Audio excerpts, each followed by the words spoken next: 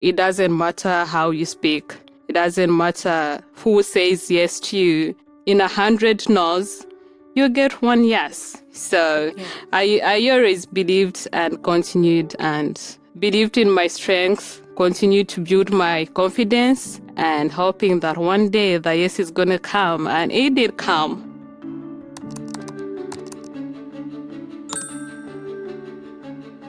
Welcome to another episode of Promoted, a podcast about leaving low-wage work for good. I'm Bekah Thompson, today's host and a Merit America coach. Today we're talking about navigating the workforce and career transitions while also navigating a new country.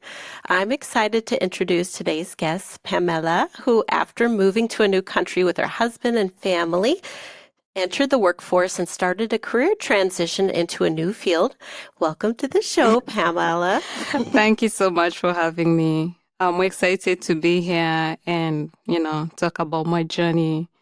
Hopefully it touches someone else, So thank you for having me. I remember a bit ago when you joined Merit America. It's actually been really incredible watching your progress. Yeah. You've been very resourceful and adaptable. You've had to navigate quite a bit. You shared with me you've had to navigate immigration, learning a new language and a culture, find your way into the job market. And I even remember in one of our first meetings, you shared that you like to figure things out first before asking questions. And it's been very obvious from day one. That's been evident throughout the program. Yeah. So do you think you could share a little bit about what you were doing before the program and what you're doing now? So before the program, I wasn't really working. I was home, a new mom, trying to navigate through the country, learning the culture. I was looking. I actually tried to do a couple programs like on Coursera, but there was something kind of missing, and then I stopped in that way, and then you can be searching on the internet, what can I do, what can I do? So I landed on some other institutions and the reception wasn't really so good until I landed on Merit America. Oh, glad to hear that. and my story changed. So, yeah. I love that. Yeah. I want to kind of dig into a little bit more about where you're at and how you got there. So let's talk a little bit about your background. Can you share with the listeners where you were before Merit America, like what kind of work you did? Before Merit America, really, I just moved here, I think maybe a year or so.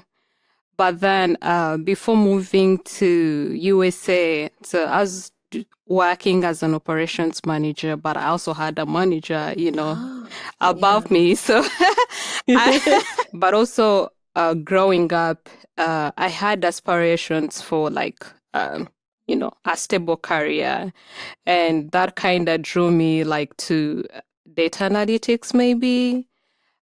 Because after my graduation and having a bachelor's in records and archives management, it kind of did not describe me, but it opened doors for for data and love for data.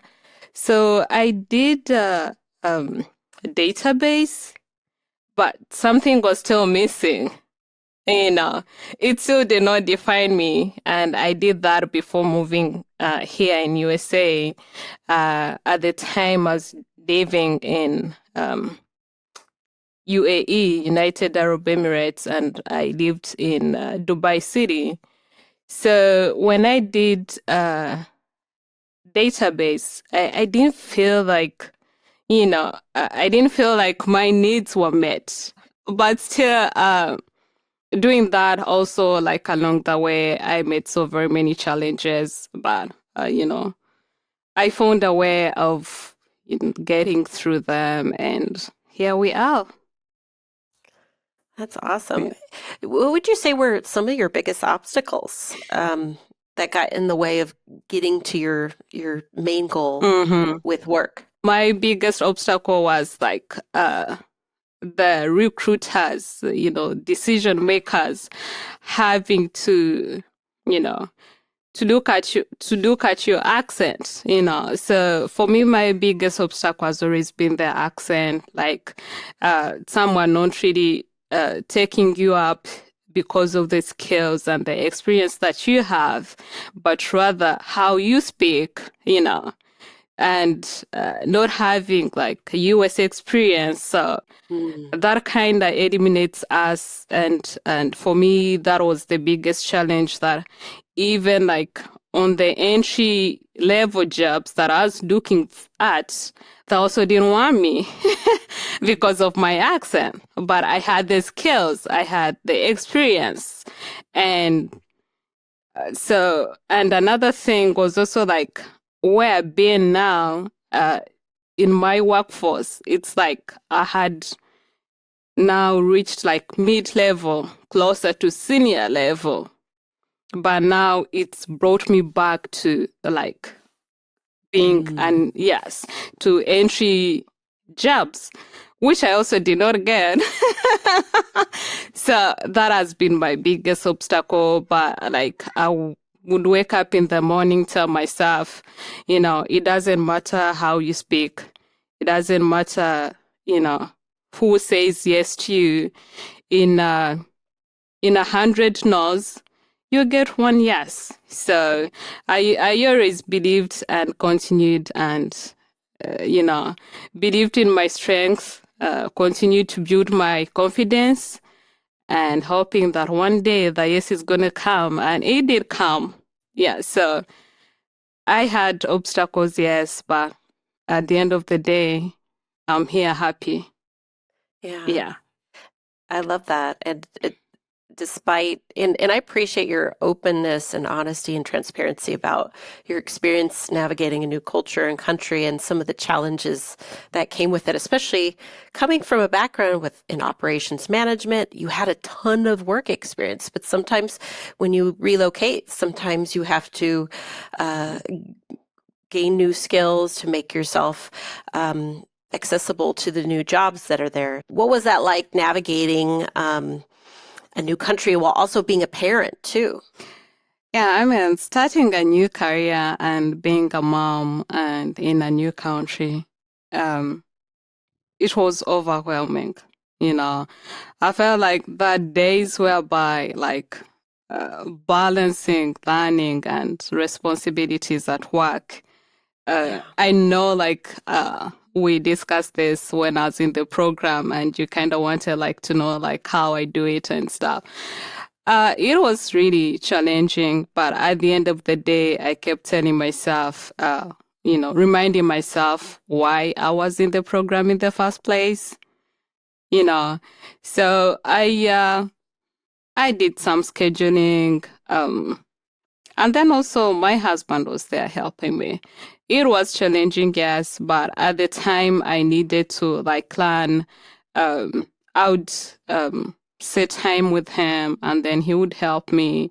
So reminding myself while I was in the program, and also having family support, it really helped me. And he kept encouraging me, also kept saying, just take it a day, one at a time, and yeah, achieve your goals, and it will eventually pay off. And it did pay off. So yeah, it was challenging, but I kept reminding myself, and also the support that I had.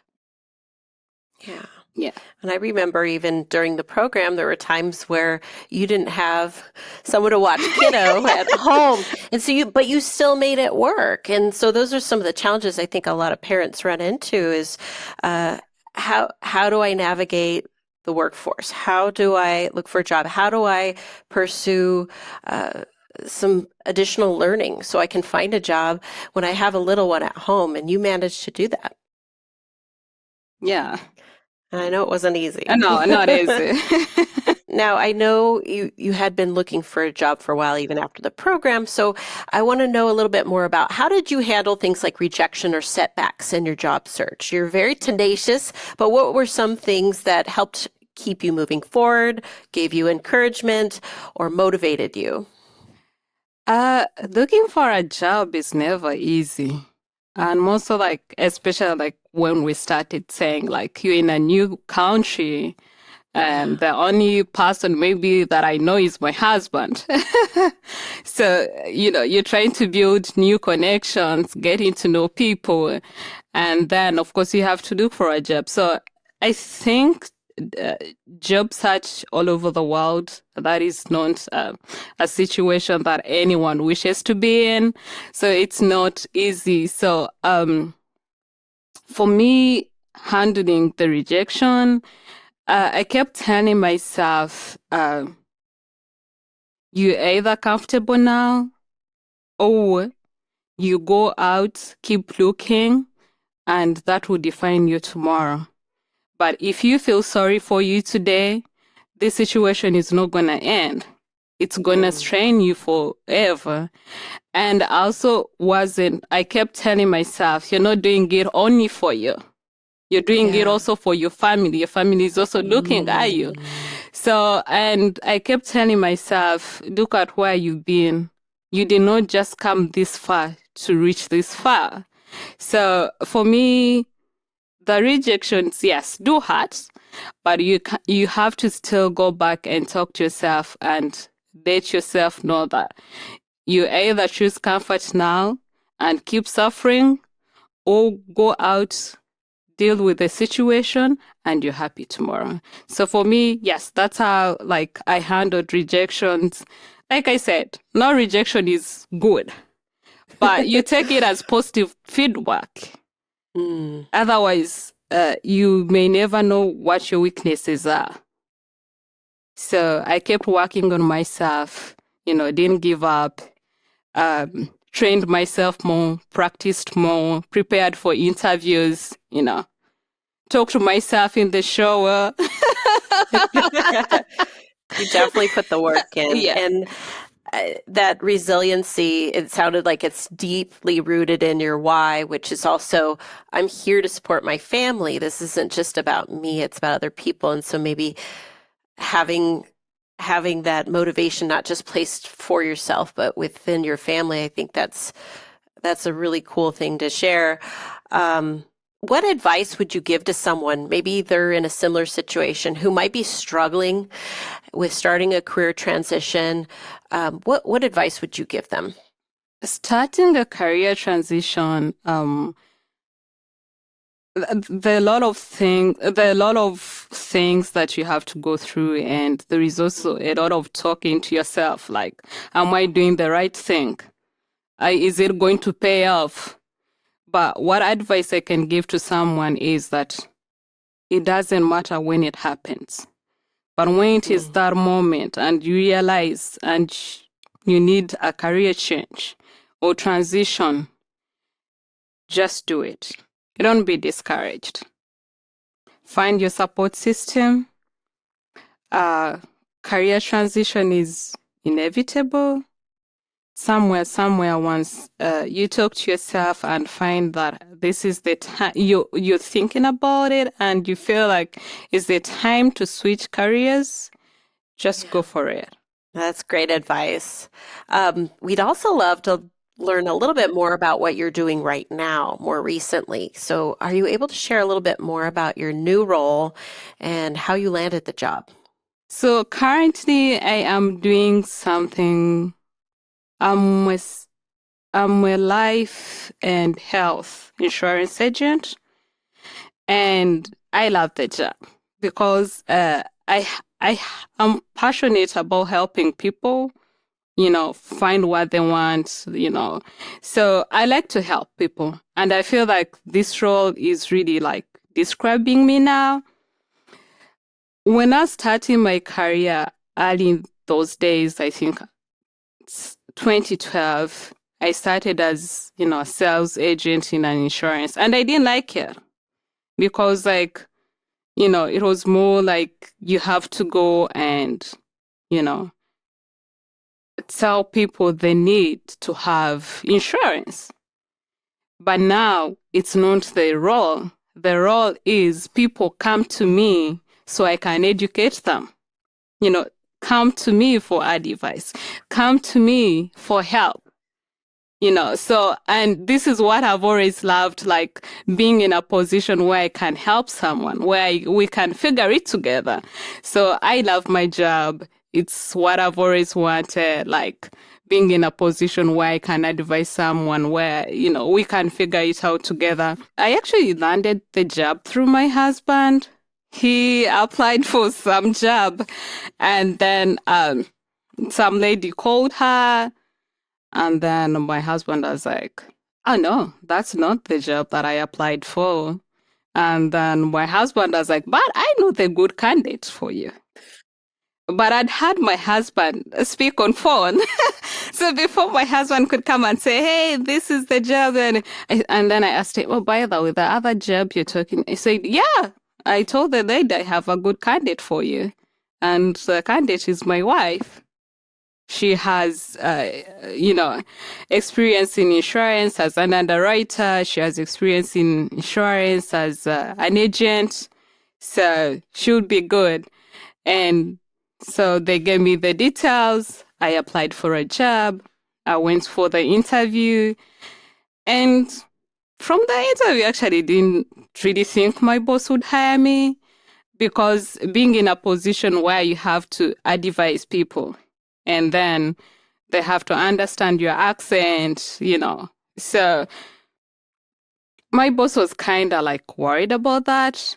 And like I said, it's until you go through certain situations that also your confidence grows.